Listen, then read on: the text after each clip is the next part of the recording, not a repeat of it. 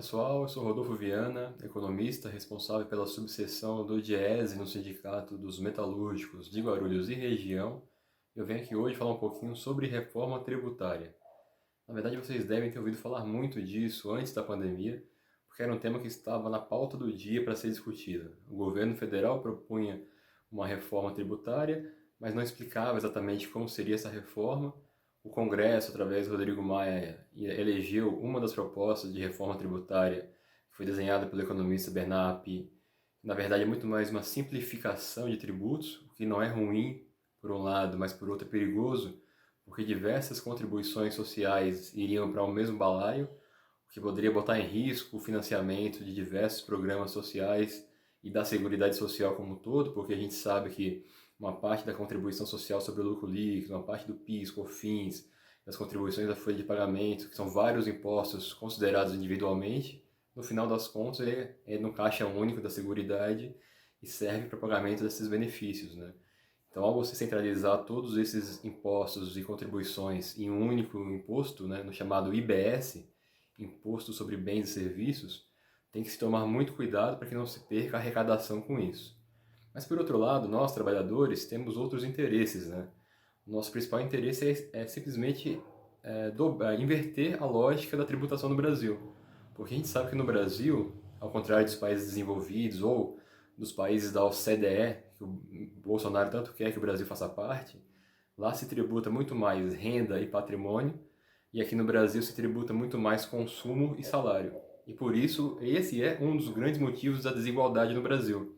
Então a gente precisa, enquanto trabalhador, defender que a reforma tributária que deve ser colocada em pauta, ela tem essa inversão. Ela passa a tributar muito mais renda, patrimônio e muito menos consumo e salários.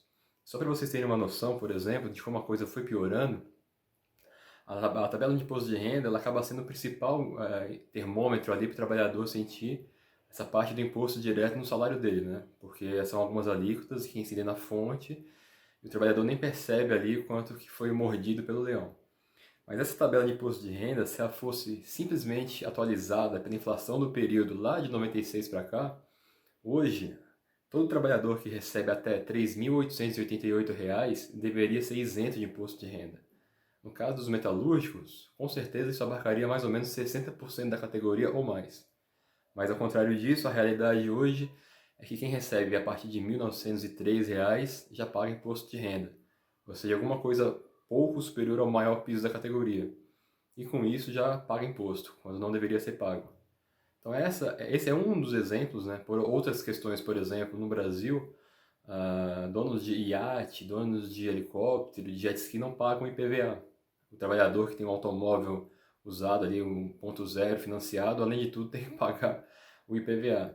No Brasil, você não tem que ter imposto sobre grandes fortunas.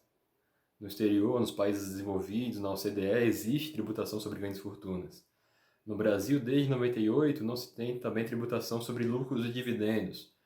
Então, essas são outras questões que precisam ser colocadas numa reforma tributária para que se melhore a questão da desigualdade no Brasil e que, principalmente depois de uma pandemia como essa que estamos ainda passando, nós consigamos aí melhorar a questão do caixa do governo para financiar uma renda básica, que seria a substituição do auxílio emergencial, através da tributação dos ricos para os mais pobres.